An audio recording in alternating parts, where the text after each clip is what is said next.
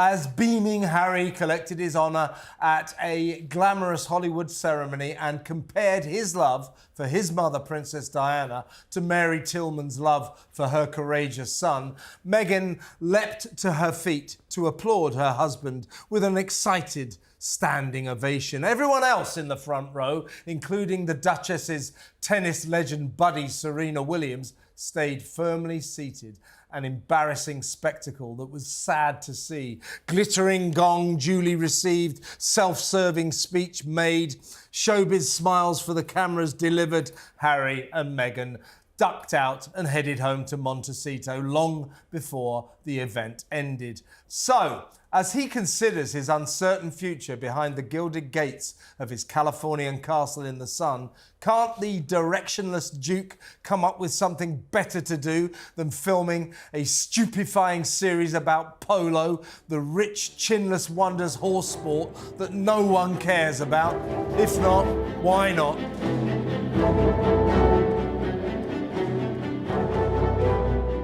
It was announced today that the Invictus Games, Harry's excellent event for wounded and disabled military veterans, heroes, will take place in 2027.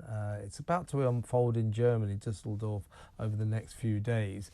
But in 2027, it will happen in Birmingham here in Britain, which is a kind of a strange choice because Washington, D.C. was in the frame, which frankly is a bit more glamorous, isn't it? I mean, a bit more central to the equation. And only recently we heard that Birmingham was bankrupt. In fact, it is bankrupt. So it seems like a strange... How do they pay for this? Seems kind of strange. Anyway, lots to discuss here. Let's go live to Los Angeles to talk to the great Kinsey Schofield. Hi, Kins. Yeah, how are they paying for this? Was this release all just an attempt to get us to stop talking about the executive that just retired after 10 years being at the Invictus Games?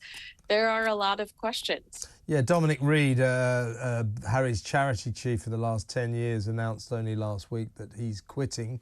I mean, it seems to be fairly amicable, but he will oversee this event until the end of the Invictus Games, which will be kind of next week at some point. That's going to unfold in Düsseldorf in Germany now. Yeah, kind of a strange time to announce he's quitting just before the event. And as I just said, Kinsey, Birmingham only recently announced it was bankrupt. So I'm not sure how Birmingham's going to pay for this event for a kickoff.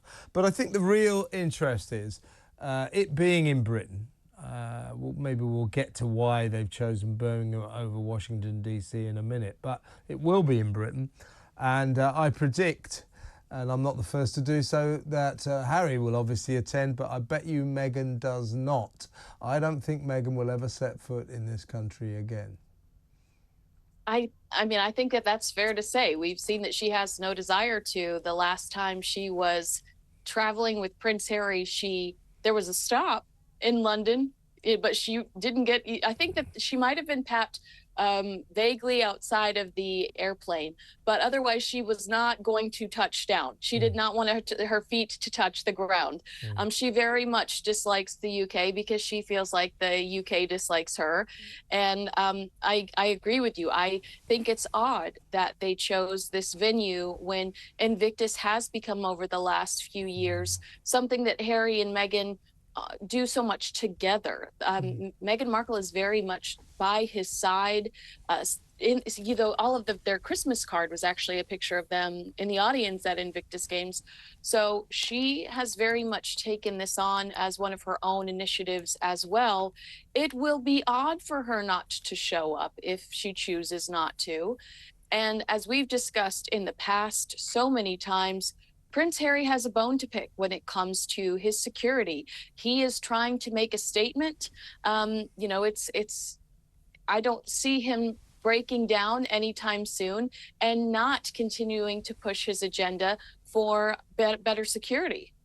Absolutely. And yes, he will bang his security drum. As we keep saying, he's continuing to, in my view, and a lot of other people's view, waste money, hundreds of thousands of pounds, millions of dollars on this legal case against the British Home Office, the equivalent of the kind of Home Security Department in America. He's suing the government, the Home Office, because he says that him, Meghan and the kids, when they come to Britain, should get armed police protection. It has been decided by the authorities, by the police and by the British courts that since they gave up their frontline royal duties, Harry and Meghan and their family are no longer entitled to armed police protection. He can hire his own security if he wants, but they can't be armed, and he cannot hire the British police. But he will continue this. He's like a dog with a bone. He won't give it up. So I suspect that maybe down the line, Harry is thinking, well, I can make a thing of this. I'm coming to Britain with the Invictus Games and you won't protect me. You don't care about my family's safety. So I suspect that that drum will continue to be beaten. I completely agree. I don't this is, to me, if you look at what the ultimate objective is, I feel like perhaps that's what his ultimate objective was, setting this up. So when 2017 comes, or 2027 comes around, he can go, look, I still don't have the security I need. I still cannot come home. I mean, maybe he is smart enough to play the long game, but I'm highly suspicious over the fact that they chose this venue when Prince Harry openly tells us that he does not feel safe in this country.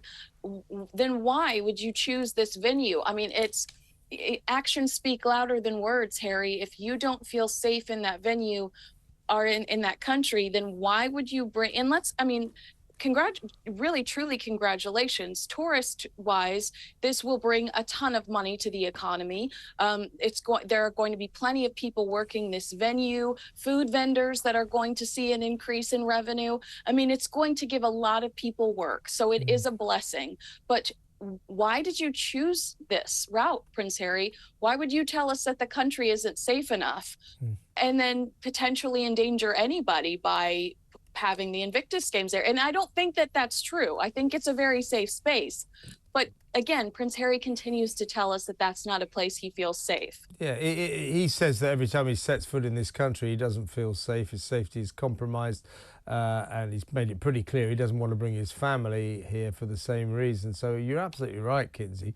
Why would he choose to have this big event here in Birmingham, Britain's second city, when he could have had it in Washington, D.C.? I don't want to in any way diss Birmingham, lovely city and all that, but it is cash-strapped, it's bankrupt, so that's one reason not to have the Invictus Games here.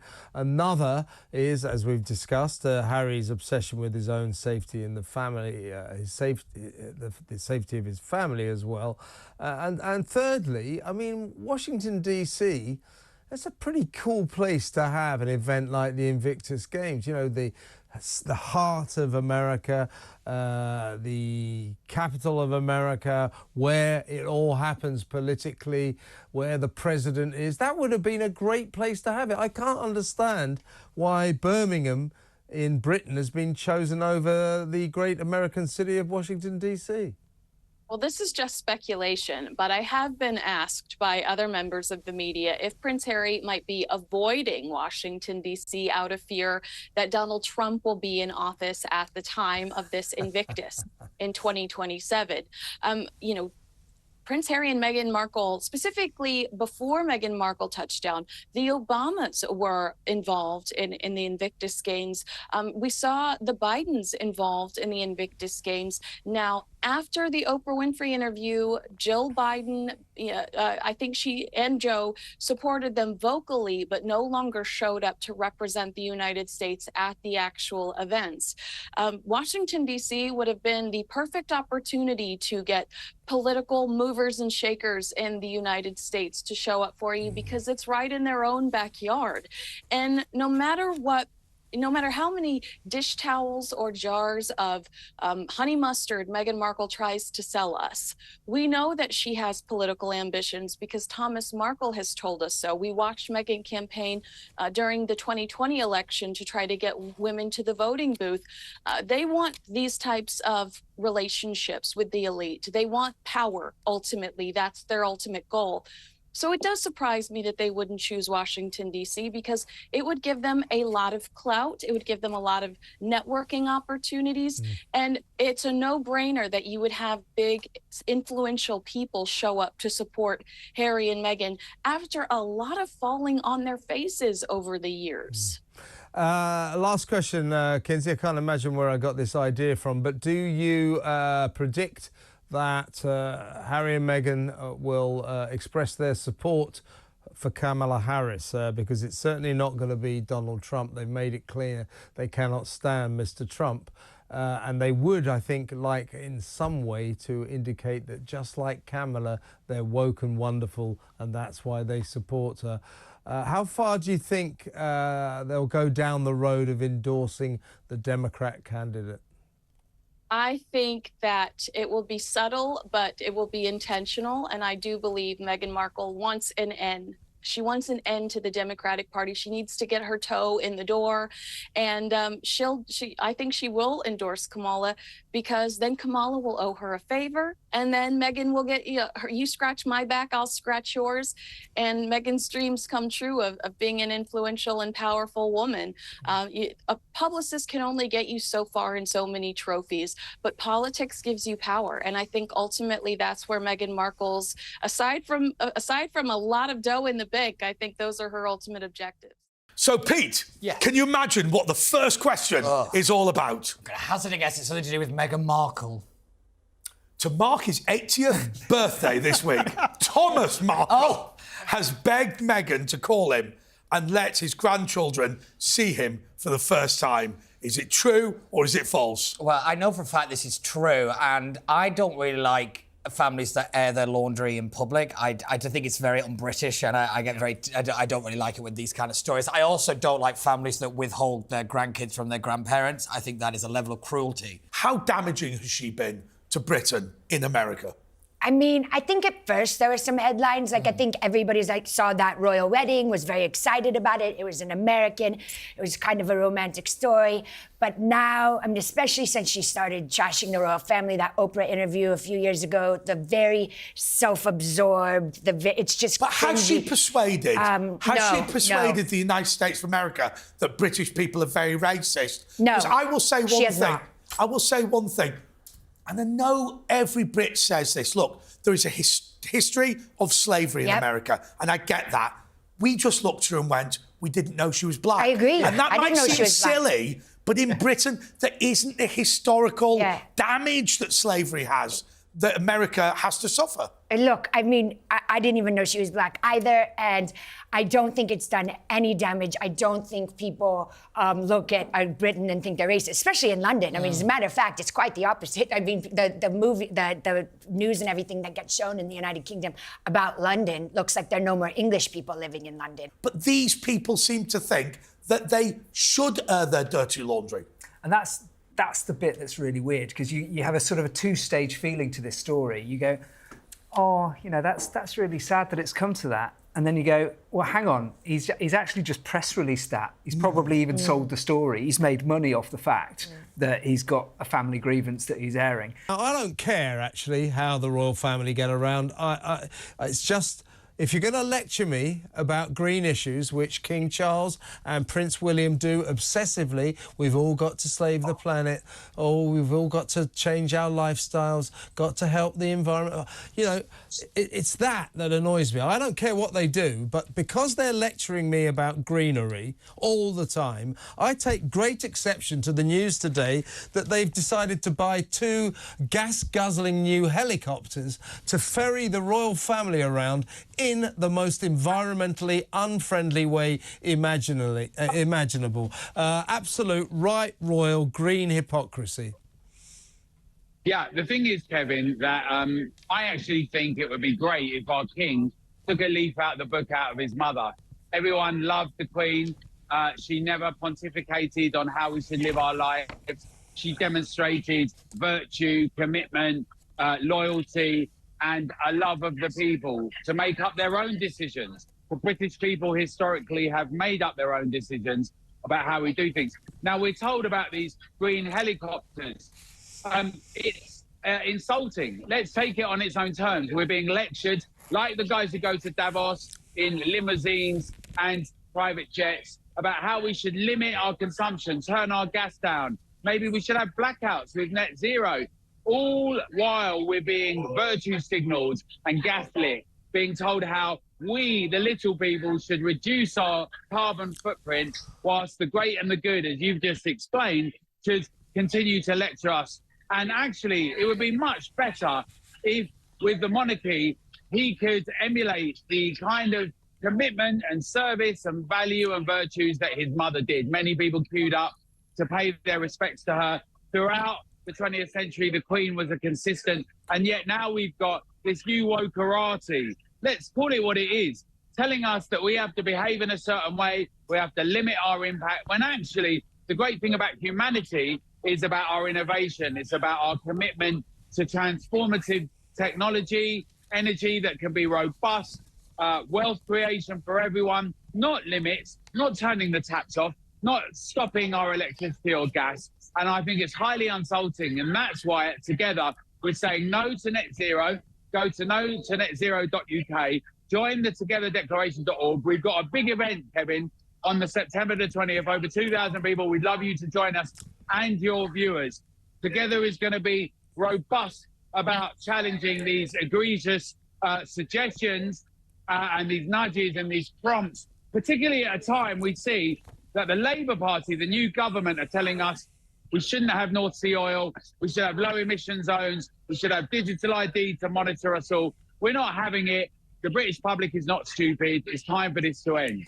Yeah, I mean, to go back to Charles and William, right, they love to tell us about all the great measures they take to save the planet. So these state Bentleys, the big sort of state cars, they have all been converted to run on biofuel. King Charles's personal car runs on some kind of mixture of sort of cooking oil and waste. Now, you can get that conversion to your own car if you like, but it'll cost you £50,000. So well done. So we've got the state Bentleys run on biofuel. They are installing solar panels. Historic gas lanterns at Buckingham Palace have been switched off. There are plans for heat pumps at Windsor Castle. They love to tell us all this, but when it comes to their transport, oh, we'll have a couple of helicopters and to hell with the planet. And by the way, Charles, you know, I've got to stress, I don't have no problem with the royal family flying around the world representing this country. I don't care about people getting on jets. I'm not some kind of eco-zealot.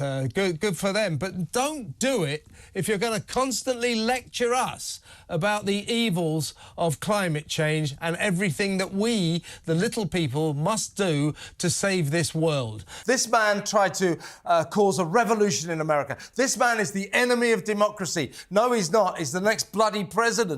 Yeah, I mean, I think I can remember Kathy Griffin holding up Donald Trump's severed head. You know, the Democrats are completely, well, a fake severed head, but, you know, the Democrats are completely complicit in what has happened, in my opinion, because they have spun a lot of rhetoric about Trump. He's easily the most divisive and hated character in America, depending on which side that you stand on, and that's because they don't stop. Yeah. Well, let me tell you what, on the off chance, and by the way, we're filming this before the weekend when it is expected that old fossil Jurassic Joe will step down. He's finally accepted that he's senile and he can't carry on like this. He's not senile, he's just old. He's senile. He's old. Senile.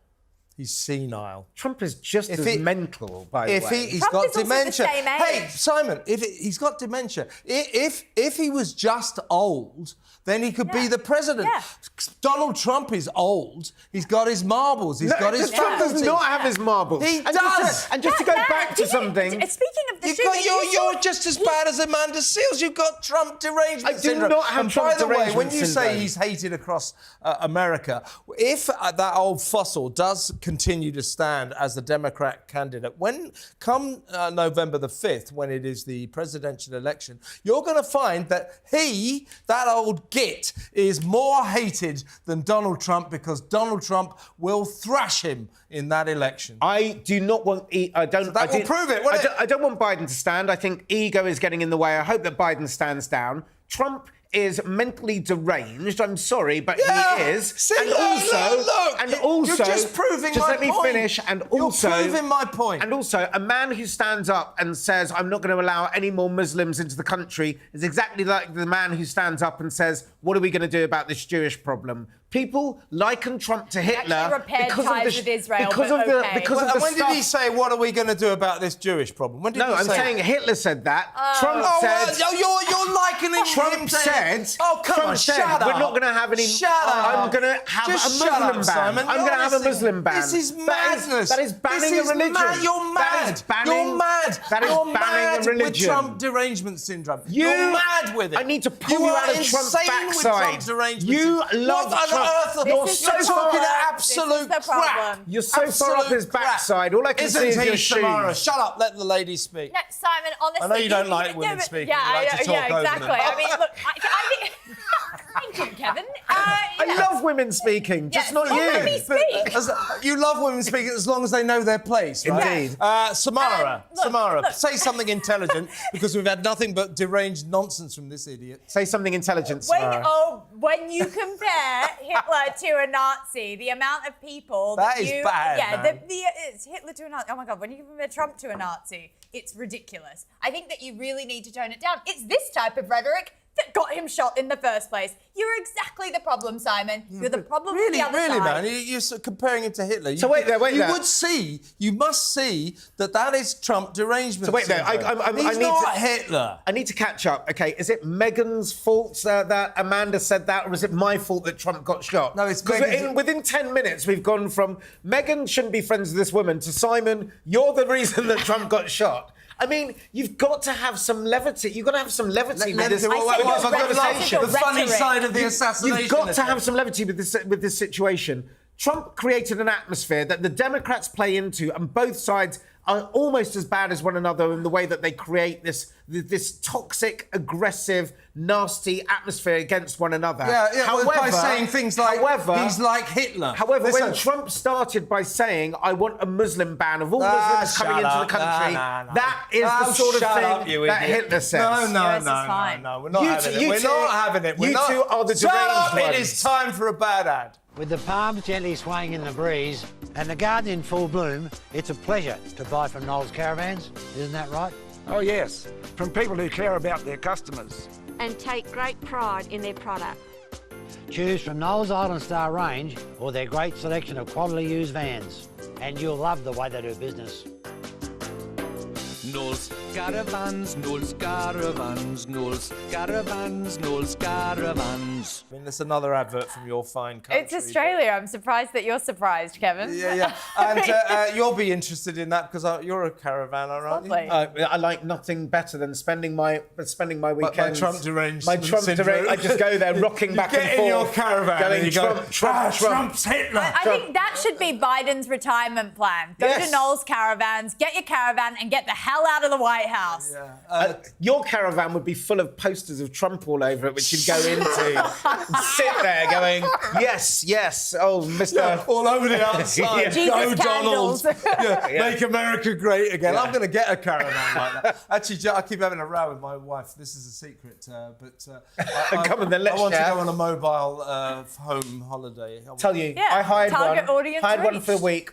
Best week I've ever had. There you go. So, do it. Well, It's if good. you want to do it again, can I recommend Knowles Caravan? Yeah, So indeed. they're a But long way away. I'm not going with those old swingers. Okay, I think we're going to do some of our mailbag now. So, ladies first, Simon. I think Simon's hunky. The other two should pay him far more respect. And that's from Mary Rue. Thank you, Mary. Mary, you just made that up. I didn't. Mary Rue. Oh, you know Mary Rue, don't you? Did you troll the internet to find the one positive comment? I know why she sent you that, because you were kind to her guide dog, right? You patted. Yes. Very good. Samara. Party Animal says, oh, for God's sake, Simon is a complete twit, just looking for fame and money. Yeah. Well, I'm going to find that here, aren't I? Well, you meant a sort of slight amount of fame, but not much money. That goes for all of us, by the way. Simon, next. This one from Val Prince, written from what I can only describe as a mental institution. I've got a massive crush on Kevin. Unfortunately, I'm pushing 70 years, so it's probably not that flattering. Also, Simon, stop being the pantomime villain. You can't defend the indefensible. Val, you're a woman of taste. Thank you very much. And there's nothing wrong with being nearly 70. I'm saying that for a friend. Samara. Judy said, Simon may be on the obnoxious pair's payroll. I honestly cannot fathom how he defends Harry and his disgusting wife. Oh, Simon, wake up to the real facts. From Australia. Judy. So, who's that again? Judy's got sense. Disgusting wife. Judy, you're worse than me. Right, it's time for a real break now. Hey, here are some ads.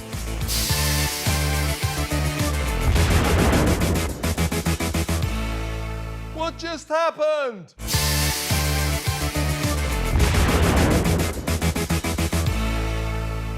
He's mad as hell. It's Kevin O'Sullivan.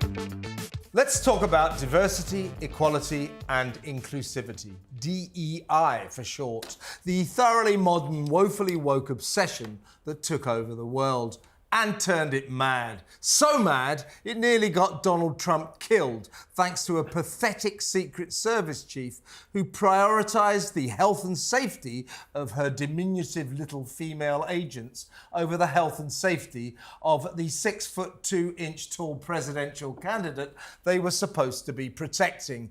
More of this farcical failure later. But how did we get to the point where America's most senior security executives' focus was not on the important job she had to do, but on the touchy-feely, be-kind doctrine of diversity? It all started way back in the 1960s with the best intentions, to strive to address unfairness in the workplace, to cultivate an environment in which everyone feels valued, and to increase the representation of historically marginalised groups such as people of colour and those with physical disabilities. So far, so good. But from this admirable acorn, a mighty dangerous oak has grown.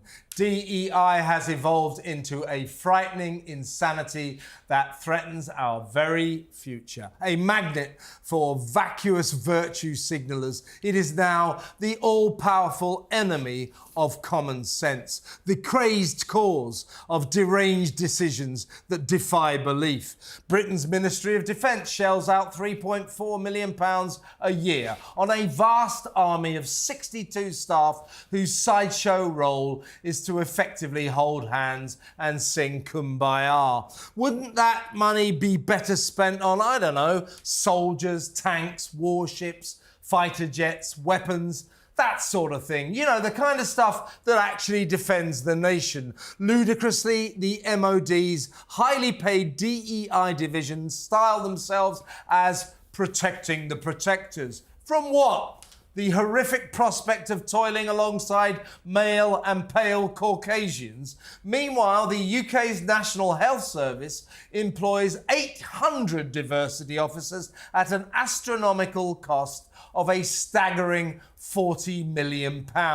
None of these medically unqualified, pointless people contribute a damn thing to the treatment of patients. But for sheer wacko, epic, gaga lunacy, I give you Kimberly Cheetle, the director of the United States Secret Service. Former head of security at Pepsi Cola, the absurd Miss Cheetle was responsible for the shambles that almost cost Donald Trump his life. She decided not to post agents on the roof from which America's 45th president was shot because she said it was too slopey for health and safety reasons. Despite this disastrous debacle, Calamity Kimberly is refusing to resign. So blinded by her devotion to diversity, she can't see what she did wrong. Unsurprisingly, this laughingstock woman was the personal choice of First Lady Dr. Jill Biden, who, like so many pseudo-academics, is obsessed with DEI, and so is right-on politically correct Kimberly, whose personal mission is to make sure that at least 30% of her secret agents are women. Let's hope that not too many of them are like the strikingly short and rather plump females who so spectacularly failed to save Trump from being shot. As they gathered around his waist, he towered head and shoulders above them. Luckily, by then, the rifleman was dead after finally being taken out. But boy, oh boy, if you want an egregious example of the ridiculous religion of DEI killing common sense, look no further than the horrific moment we came so perilously close to an assassination catastrophe. Of course, there's nothing wrong with equality and giving everyone an even break, but this demented diversity fixation is fast becoming a pervasive scourge that is turning the Western world into a dysfunctional basket case. It's got to stop, hasn't it, Samara? Yeah, absolutely. And Kimberly Cheadle has come out today and she said, the buck stops with me.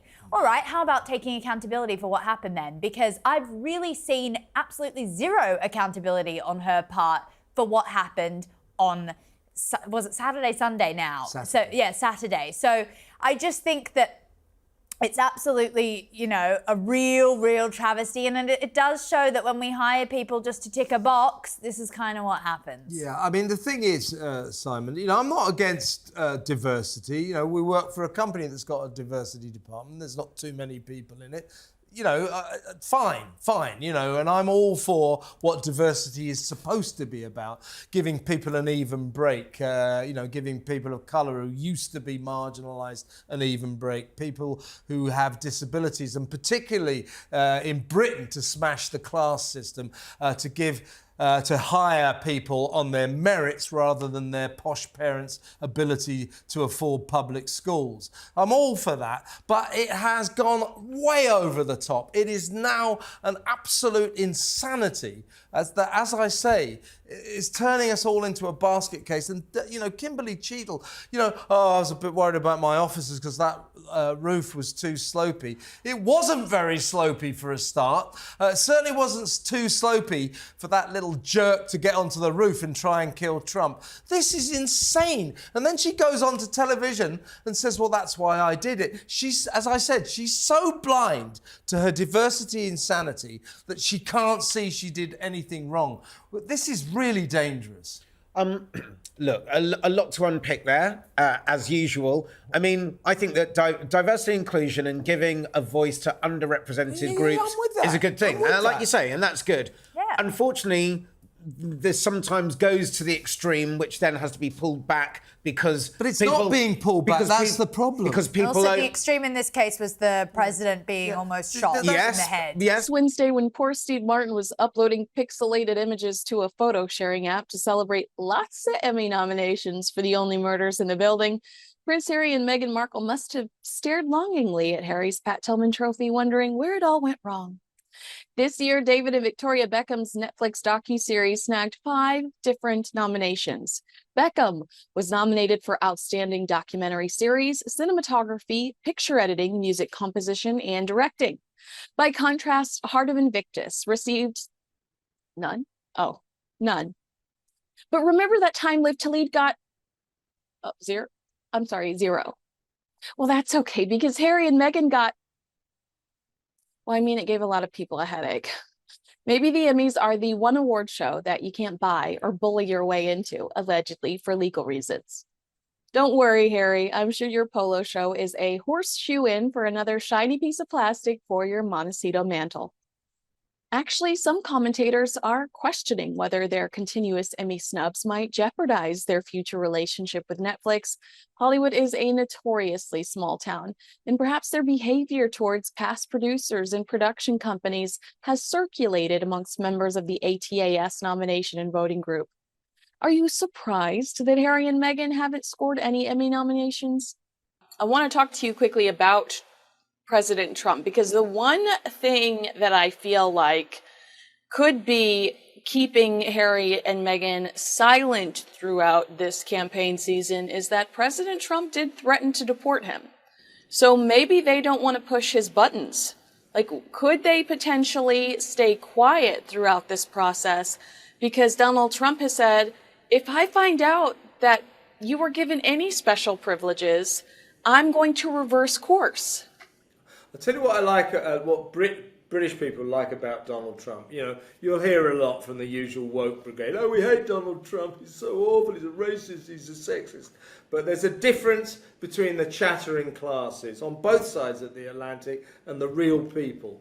And the real people of Britain appreciate Donald Trump because he's always stuck up for our Queen. He loves our country. He loves Britain because his mother was Scottish, and he loves the royal family. And what he says about Harry and Meghan is, he said, his actual quote was, I think they hurt Her Majesty bad. I think they broke her heart. And I think he's bang on there. And what he said that, and he said because of that, because of the way Harry treated the Queen, if his visa issue crops up and I'm president, I ain't going to help him, which is interesting. Birmingham Invictus 2027, that was announced at midnight.